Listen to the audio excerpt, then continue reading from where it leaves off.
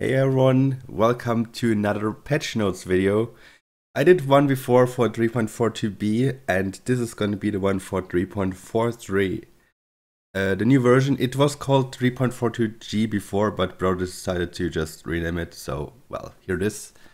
Hot fixes, bug fixes, it's not that important. I'm really going to go to the units and everything that is changed, because there's a lot apparently, and there's also a new builder, so yeah, let's go to the units. Cold Rider deals plus 40 damage on the first 5 attacks.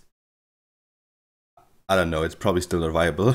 I have no idea. I'll try it, I guess, but not as YOLO, maybe as something for level 10. Leviathan, replace its ability with Overkill. When Leviathan overkills a unit, half of the remaining damage spreads out to up to 3 enemies close to dying units.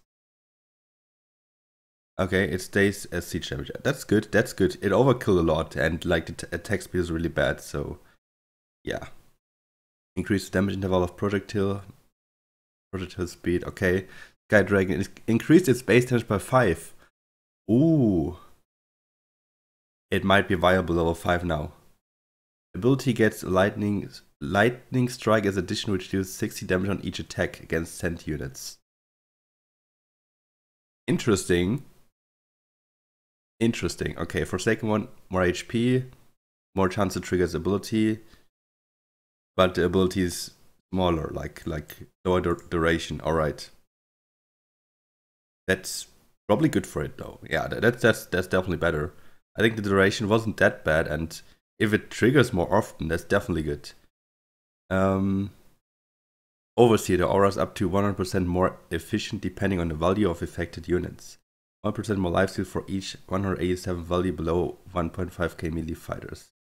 This bonus just applies in single lane builds, so not in cross or merge builds. If you wonder how to check your melee value and everything, that comes later. There's basically new commands that you can use. So yeah, later here. Keeper of Souls, same, and 1% more lifesteal for each 312 value. So basically, if you don't have that much melee value yet, you have more lifesteal. Like the lifesteals are going to be more effective for your units if you don't have that many melee units yet. So that's pretty cool. So basically, if I build 2 Greymane and the Overseer, they're gonna have a little bit more lifesteal than 8%. That's gonna be what it's about. Mistress, increase the miss chance of the ability for creeps to 30%, but increase the attack speed of effect by 50%. I'm not sure if people will use it. Dark Mage prefers to cast its spell on the highest value units in 300 range. This is big. This is big. I think people will use Dark Mage way more often now. Like, not only if they only have 1 unit, but they will also use it now if they have it when there's multiple units. So yeah, the highest value unit, that makes a lot of sense. Clockwerk. Due to a desync problem with mech user, the ability needs to be replaced. New ability self-repair. After its HP drops below 50%, increase its armor by 2 and regains 200 HP over 4 seconds. The attack speed is half during this time. I think I've seen this already. Isn't this like kind of the same as Veteran? Or like almost the same? Whatever, it's fine. New race Darkness. So, okay, here it is. So, new version. There's a new builder with 6 complete new towers and upgrades. You want Parasite. 20 gold, 1 food. This unit needs to be placed on other units and got no stats on its own. While in here, a unit, it increased the HP by 70 and the attack speed by 9%. Cannot be sold individually. Upgrade, gold cost 120, takes fully over the unit and increases HP by 350, attack speed by, I think it's 12% actually, damage by 12% and armor by 2. Yeah, so basically you can place this on a tower and buff it. That's also pretty good for big units. So I think big units in general probably got a good buff here, because also the Parasite and the Dark Mage together. I mean, yeah, you can't have them both kind of on one roll, but still, there would be some that makes up for some good combinations. I could totally see that on maybe some dragons to make them more effective. Maybe the Tree of Knowledge, the Hydra, those kind of units. So, oh well, actually even like Greymane, Goliaths, stuff like that. That would be interesting. The T2 Corrupted End. basically just a melee fighter. It's like the Ant, but stronger. And the Rotten Tree, also melee fighter, but it has a spell. Rotten Root. Every 5 seconds, the Rotten Tree releases a Rotten Root, which deals 100 pierce damage to a random enemy unit in a short range, and it heals himself by 30 HP. So, yeah, like a bonus ability, basically, that heals him also a little bit. Might be a good YOLO, but it's 40 and 140, so 180 gold. Actually, 180 gold is good. That means you can start to 0 and build a second one level 2. I'm guessing it holds level 1. It should hold level 1 alone. Okay, but it's definitely not good against Warrior. I'm pretty sure it would leak hard versus Warrior. Then Malformation, that's a unit I like. 95 gold, and the ability I like. On death, this unit deals 20 damage in small range, limited to 8 targets. So a mini tree of knowledge. A very, very small tree of knowledge, though. And to upgrade, I like the ability even more. This unit grows over time, so basically it has a mana pool of 30 mana, and it gains mana over time. And when it dies, the ability is like basically depending on how much mana it has. So on death, its Venom Sac explodes and creates untargetable bugs with a rapid attack for 6 seconds. Spawned amount depends on the time this unit has been alive. Units killed by the bugs always, yeah. So basically, you don't have any fighters anymore, but if this unit, like after it dies, there are some bugs on the ground that are basically attacking units. And if they kill something, you still get the gold for it. But they only stay for a few seconds. Void Dragon. I call this just the weak Wyvern, but I don't know, like this has no ability, Pierce Medium. So it's kind of close to the Wyvern, but it has like less gold cost. And then the upgrade, also Pierce Medium, but every 5 seconds the dragon deals plus 20 damage. Half of this bonus damage is dealt in 100 range, so a really, really small AoE every 5 seconds of basically plus 10 damage then. Probably not too strong, I don't know. We'll see. Time Stealer, so now it is important, like this unit is actually bugged. Time Stealer and Time Eater. Yeah, this unit is actually bugged. I already played the game and you will see it there. But yeah, the router finally knows why it's bugged, so it's gonna be fixed. But yeah, that's gonna be funny because I recorded a video and I actually even talked about it, about how strong is this with this and everything, and then the game crashed for everyone. And yeah, that's basically the bug. So yeah, you'll see that video later. So every 2 seconds, the Time Stealer absorbs 10% attack speed of a random enemy unit. Debuff lasts 5 seconds while the buff is permanent, up to 10 times stackable. And this fighter is magic unarmored, melee. Very interesting, and it absorbs attack speed of random enemy units. I believe this can be very strong on boss waves, for example. If it just slows them down for, well, 5 seconds, but still. And it buffs itself with the stacks. And the Time Eater, he has a different spell. He has every 30 seconds, the Time Eater creates a time zone which increases the move and attack speed of all Time Eater by 50%. That's a lot. Like it basically creates a small zone. And that's also what caused the crashes. Enemy units in the field are slowed by 20% move and attack speed. That's also good. And it also casts this if there's not a time zone already on the ground, I guess. So yeah, this version, he will probably hotfix it tonight, he said. So right now, still the bugged version is out, so yeah, if you don't want to play it, I can understand that. Alright, so this unit mostly caused the bugs, like the Time Eater. Ambassador of Darkness, basically a different version of the LOD, but 340 gold, so you can't start with it. Invokes 2 Banisher for 6 seconds to extract the souls of the enemies. 430 HP, good damage, defense light, attack normal. Damage wise, better than the LOD Infernal. HP wise, kinda same level. And Pure Darkness, 360 gold. By the way, this unit can respawn. If it has, again, full mana, this unit cannot. This unit can only spawn creeps once. So, Invoke Darkness. On the first contact with the enemy, it creates a darkness portal which summons 3 black death over 2 seconds. Basically, as soon as it starts attacking, it creates a portal. And this portal immediately spawns 3 units. the Black Death units.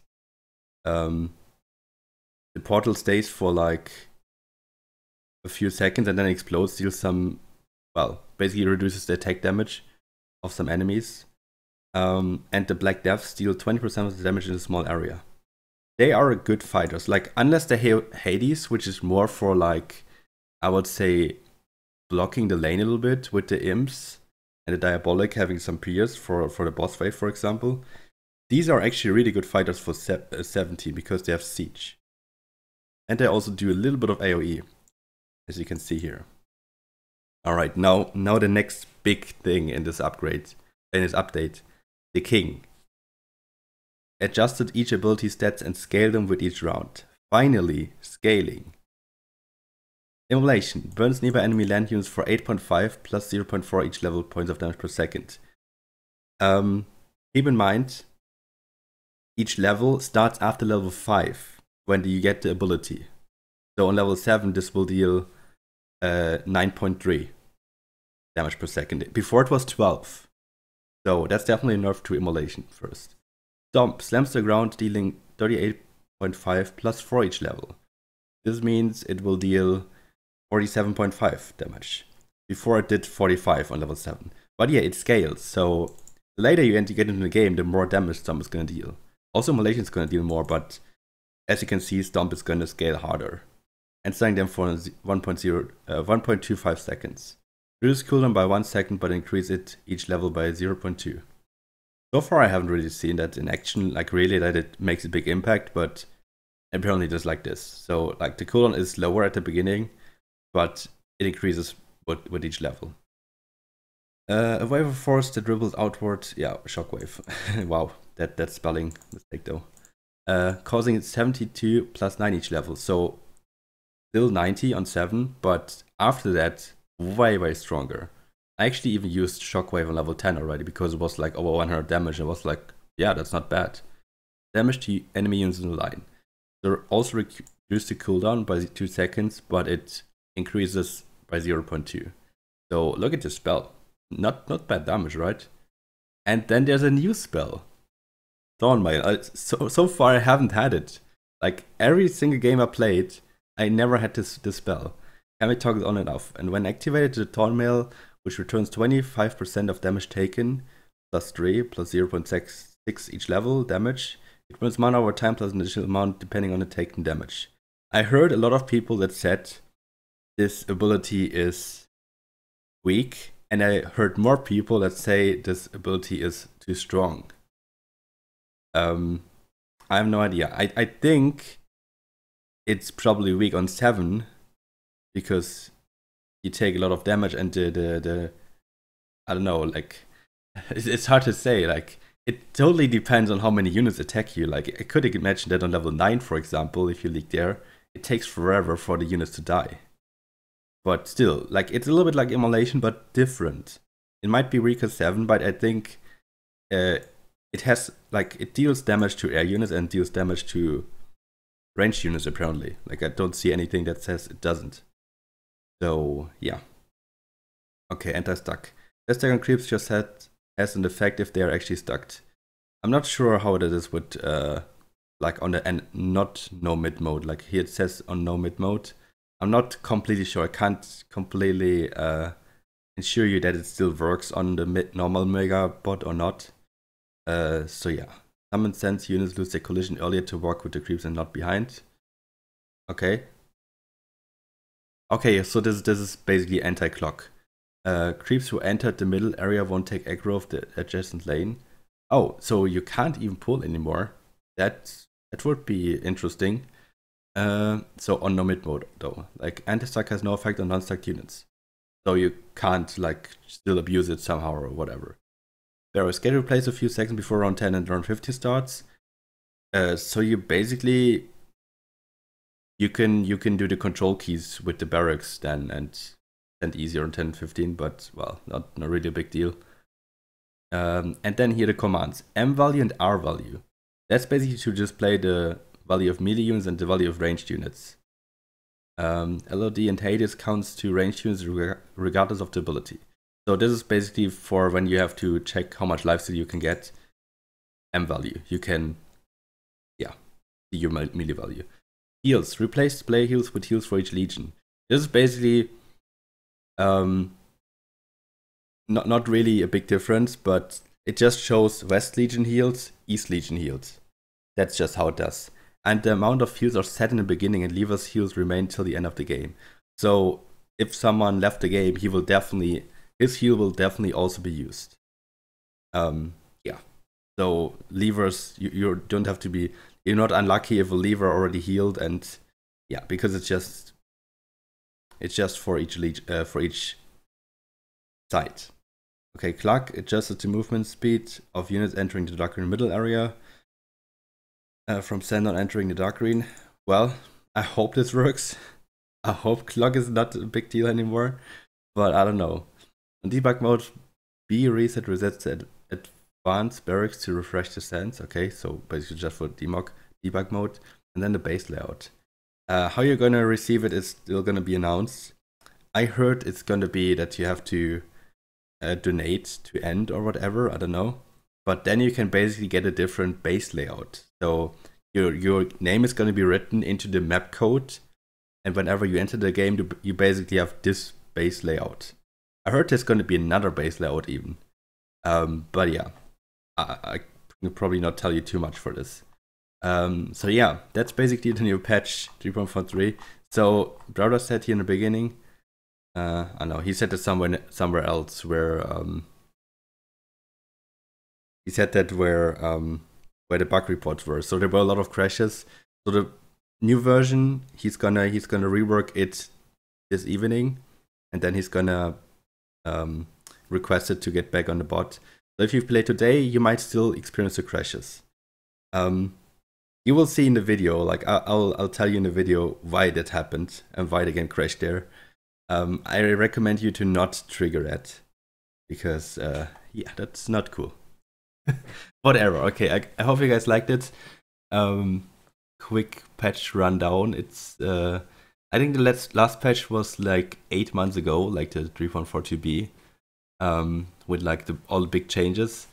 I'm excited to see some of the new changes here, especially with the king abilities. That will be pretty interesting, because Stomp and Shockwave will be stronger, for example, on 14. Dawnmail itself, I don't know. I have the feeling it's going to be weak 7 and 14. But on other levels, I don't know. I also don't know if it works against spell immune targets. I would guess it does, but interesting. So I'm excited to see how this plays out, and I hope you guys like this video. And yeah, I'm going to post one of the new videos on 5 PM today. So stay tuned, and thanks for watching. Bye bye.